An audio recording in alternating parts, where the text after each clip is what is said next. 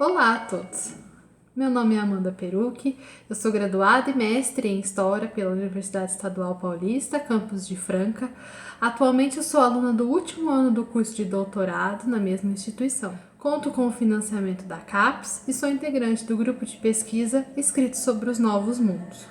A pesquisa que eu venho desenvolvendo no âmbito do doutorado tem como objetivo realizar uma história da institucionalização da farmácia no Brasil do século XIX. Diante desse tema de pesquisa, o documento que eu trago aqui para vocês hoje, a fim de estabelecer uma ponte com o nosso passado, foi recentemente editado por mim e será publicado neste ano ou, no mais tardar, no próximo. É o Preservativo das Bexigas e dos seus terríveis estragos, ou História da origem e descobrimento da vacina, dos seus efeitos ou sintomas e do método de fazer a vacinação, escrito por Manuel Joaquim Henriques de Paiva e impresso em 1801.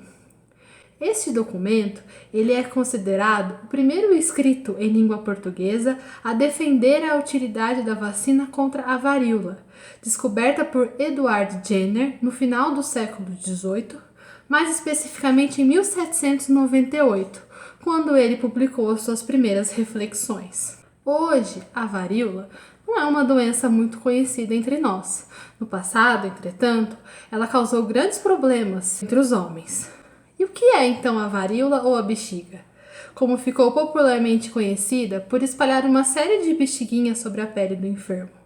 A varíola, ela foi uma doença altamente contagiosa e por diversas vezes mortal e causada por um vírus. Ela chegou a matar em mais de 50% dos casos e por vezes deixava os seus sobreviventes estéreis, cegos ou desfigurados.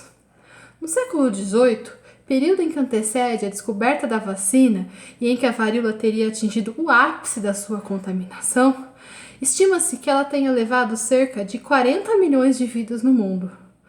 Em alguns anos, inclusive, ela teria sido responsável pela morte de mais de 10% dos habitantes do mundo. No Brasil, as mais antigas notícias da varíola datam do primeiro século da ocupação portuguesa. A primeira epidemia de bexiga teria ocorrido em 1563 na ilha de Itapirica e de lá se estendeu a Salvador e a toda a província da Bahia, destruindo 30 mil indígenas e 6 colônias jesuítas.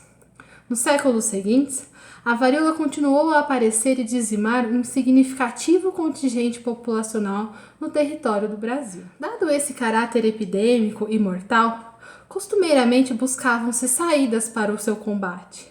Já era do conhecimento de todos, por exemplo, que os indivíduos que sobreviviam à varíola não mais a contraíam.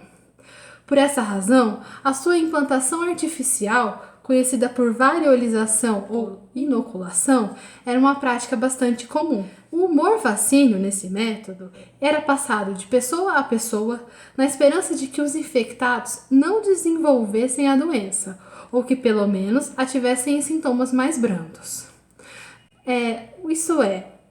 O cirurgião ou o médico, ele ia até uma pessoa que tinha a doença, tirava o líquido de dentro da bexiguinha e transferia esse líquido para outra pessoa, com o objetivo de que essa pessoa saudável desenvolvesse a varíola de um modo benigno. E muitas das vezes, essas pessoas acabavam desenvolvendo pequenas pústulas, vermelhidões na pele e até febres. Em outros casos, nem isso acontecia e a partir de então essa pessoa estava protegida contra a varíola. Havia casos, entretanto, que as pessoas acabavam desenvolvendo a doença e morriam por meio da inoculação. Há de se destacar que o exército do George Washington, antes da guerra da Revolução Americana, foi inteiramente inoculado. Naquele tempo, lá nos Estados Unidos, a varíola estava dizimando muitas pessoas. Então foi um método para eles se protegerem da varíola antes daquela que viria a ser uma luta importante contra os ingleses. Bom, se as pessoas já tinham então um método, né? Já existia então um método para se prevenir contra a varíola, qual era então a proposta de Jenner? O que ele trouxe de inovador? A sua proposta não se baseava na tentativa de implementação da doença de uma forma benigna. A ideia de Jenner era evitar a varíola do homem pelo contato com uma outra doença, conhecida por cowpox. Jenner era um médico inglês de origem rural e ele observou que os ordenhadores de gado, sejam esses homens ou mulheres, ao terem contato com os bicos das tetas das vacas, desenvolviam certas êmpolas ou bexiguinhas cheias de humor, cheias de um líquido vacíneo. Essas, por sua vez, eram idênticas às pústulas da varíola humana, porém não faziam mal a eles. Além disso, o Jenner observou que essas mesmas pessoas, ao entrarem em contato com pessoas doentes da varíola ordinária, da varíola humana, não contraíam a doença.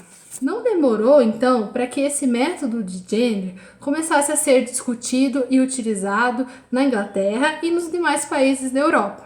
Em Portugal, como veremos aqui, coube a Manuel Joaquim Henriques de Paiva, a pedido do príncipe regente, executar não só uma análise dos proveitos da vacina, mas, sobretudo, divulgar, defender e ensinar a respeito da mais nova forma de se prevenir da varíola, a vacina.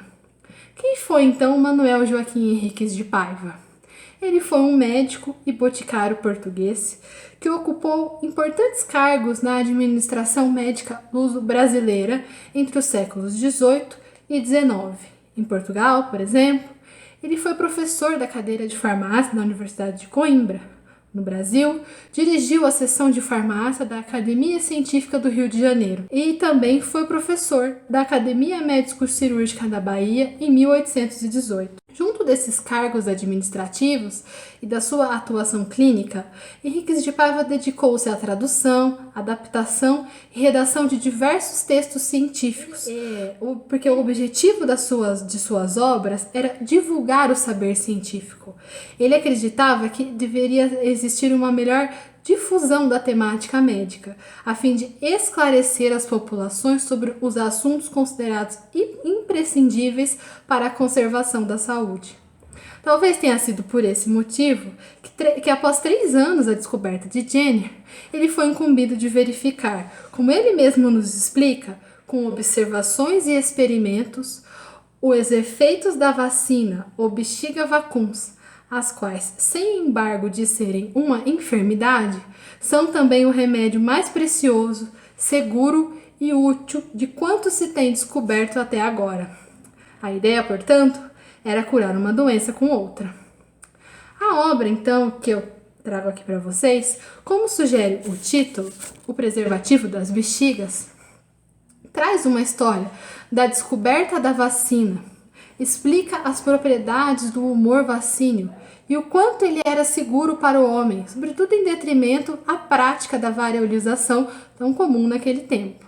E ainda ensina o passo a passo de como fazer a vacinação ou conservar o humor, ou melhor, o líquido, do humor vacíneo, caso o interesse fosse transportá-lo a outros lugares. A obra, assim, divide-se em 13 capítulos e vem acompanhada de 6 gravuras a fim de ilustrar a agulha adequada para a aplicação, o tamanho correto das pústulas de onde o humor vacíneo seria retirado, isso porque tinha o tempo correto, o tamanho correto da bexiguinha para você poder tirar o líquido e passar para outra pessoa, e ainda traz uma gravura das partes do corpo, singularmente a parte média e interna do braço, que deveria receber as salvadoras picaduras. Trata-se, em síntese, de um estudo que buscava convencer os falantes da língua portuguesa da necessidade de se vacinarem pelo método de Jenner para ficarem imunes à varíola.